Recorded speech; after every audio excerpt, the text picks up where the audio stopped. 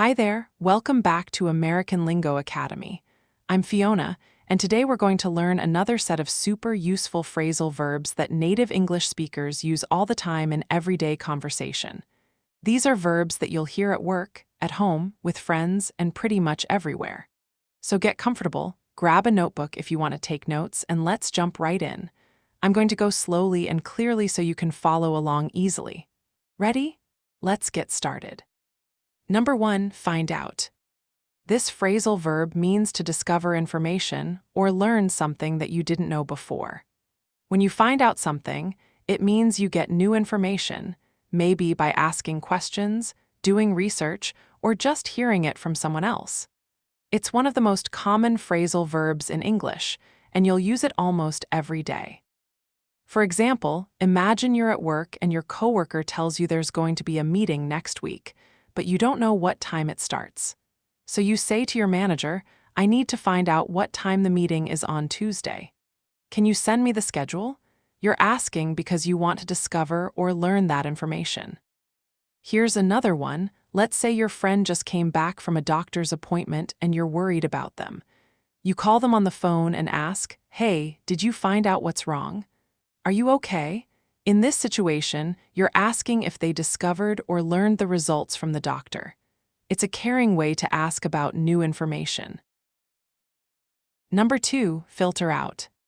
This phrasal verb means to remove something you don't want or need from a group of things. It's like when you're looking through a lot of information or options, and you only want to keep the good stuff or the important stuff. You filter out the bad or unnecessary things. Think of it like a coffee filter. It keeps the coffee and filters out the grounds you don't want to drink. For example, imagine you're shopping online for a new pair of shoes. There are hundreds of options, and you don't want to look at all of them. So you use the website's search tools to filter out the shoes that are too expensive or not your size. You might say, "I had to filter out all the shoes over $100 because they were too expensive for me." Here's another one. Let's say you're reading news articles online, but some of them are full of gossip and rumors that aren't true. You want to focus only on real, trustworthy news.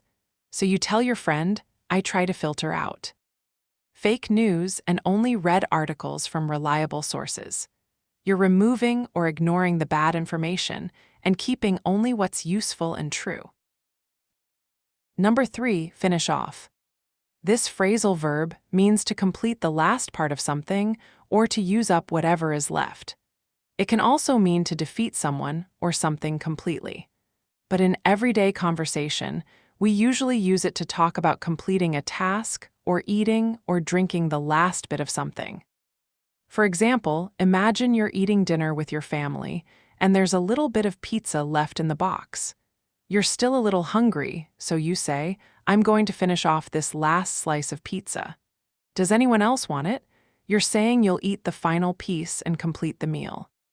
Here's another one. Let's say you're working on a big project at school or at your job. You've done most of the work, but there are just a few small things left to do. You tell your partner, "Let's finish off these last 2 tasks today so we can turn in the project tomorrow." You mean you want to complete the final parts and be done with everything. Number 4, finish up.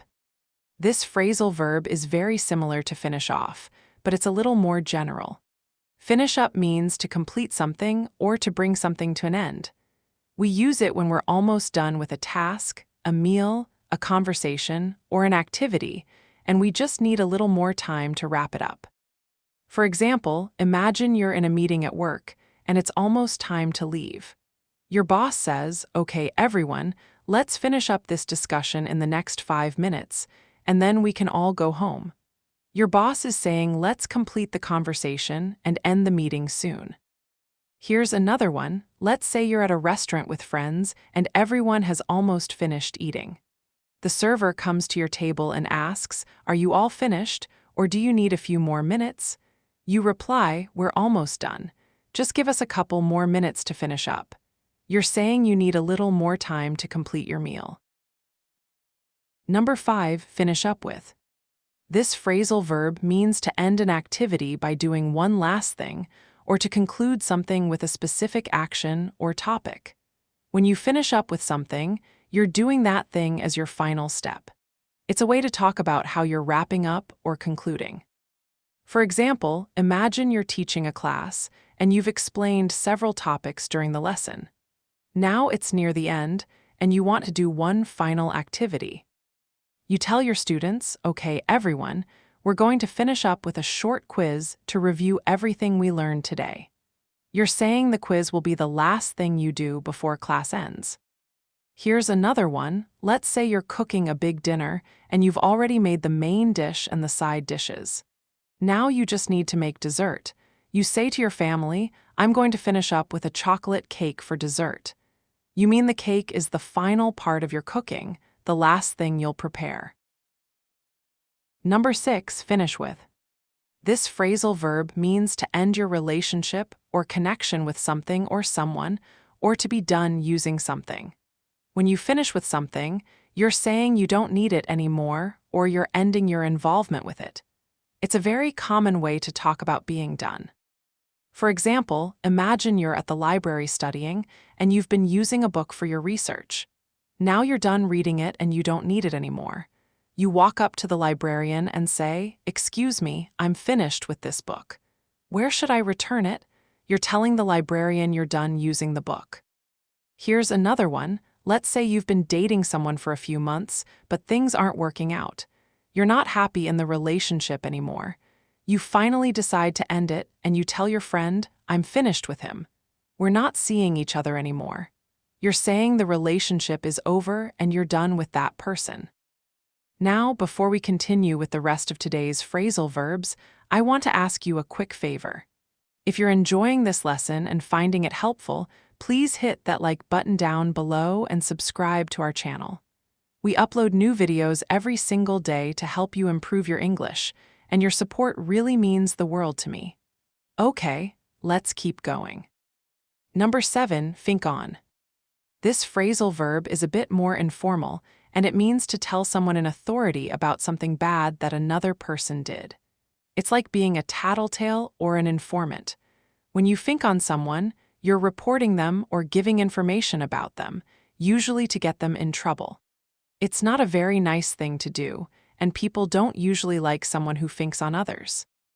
For example, imagine you're in high school and you and your friends skip class one day to go hang out at the park. One of your classmates sees you and tells the teacher what you did. Later, you find out you got in trouble because of that person. You say to your friends, I can't believe Sarah finked on us. Now we're all in detention. You mean Sarah told the teacher about what you did. Here's another one. Let's say 2 people are involved in doing something wrong at work, maybe breaking a company rule. One person gets scared and decides to tell the boss everything, even though it means the other person will get in trouble too. You might say, he finked on his coworker to save himself from getting fired.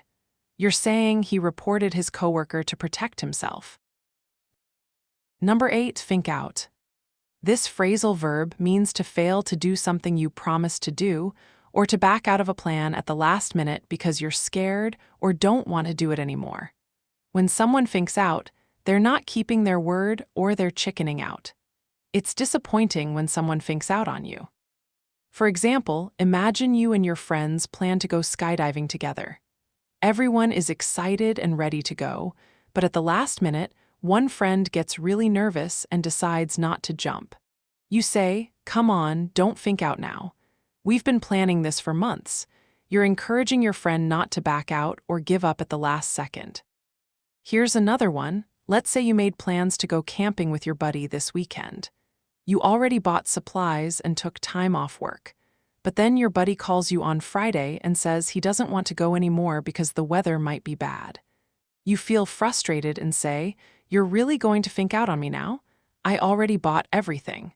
You mean your friend is backing out of the plan and not keeping the commitment. Number 9, fire away. This phrasal verb means to start asking questions or to begin speaking freely. When someone says fire away, they're giving you permission to ask whatever you want or say whatever is on your mind. It's a friendly and open way to encourage someone to speak up. You'll often hear this in meetings, interviews, or casual conversations. For example, imagine you're in a job interview and you've just finished talking about your experience and skills. The interviewer looks at you and says, "Okay, I've told you about the position. If you have any questions for me, fire away." The interviewer is telling you to go ahead and ask whatever questions you have. They're ready to listen. Here's another one. Let's say your friend is thinking about buying a new car and they want your advice. They say they're not sure which model to choose. You tell them, "I know a lot about cars, so if you have any questions, just fire away. I'm happy to help." You're saying they can ask you anything they want, and you're ready to answer. Number 10, fire off. This phrasal verb means to send something quickly, usually an email or a message, or to say something in a quick and direct way, sometimes when you're angry or in a hurry. When you fire off an email, you write it and send it fast without spending too much time on it. It gives the sense of being quick and direct. For example, imagine you're at work and your boss needs some information right away. You don't have time to write a long, formal email. You quickly type a short message with the information and send it. Later, you tell your coworker, "I had to fire off a quick email to the client before the meeting started." You mean you sent the email very quickly. Here's another one. Let's say you're upset because a company made a mistake with your order. You're frustrated and you want to complain right away. So you sit down at your computer and write an angry email to their customer service. You tell your friend, "I was so mad that I fired off an angry email to them last night." You mean you wrote and sent the email quickly because you were upset and wanted to express your feelings immediately. And that's it for today's lesson. We covered 10 really useful phrasal verbs that you'll hear all the time in everyday English. Let me quickly review them one more time so you can remember. We learned find out, which means to discover information. We learned filter out, which means to remove things you don't want. We learned finish off, which means to complete the last part of something. We learned finish up, which means to complete or end something. We learned finish up with, which means to end with a specific thing. We learned finish with, which means to be done with something or someone. We learned think on, which means to tell on someone. We learned think out, which means to back out of a plan. We learned fire away, which means to start asking questions or speaking freely. And we learned fire off, which means to send something quickly or say something directly. I really hope this lesson helped you understand these phrasal verbs better and gave you the confidence to use them in your own conversations. Remember, the best way to learn is to practice. Try using one or two of these phrasal verbs in a sentence today, maybe when you're talking to a friend or writing a message. The more you use them, the more natural they'll feel. Thank you so much for watching, and don't forget to like this video and subscribe to American Lingo Academy.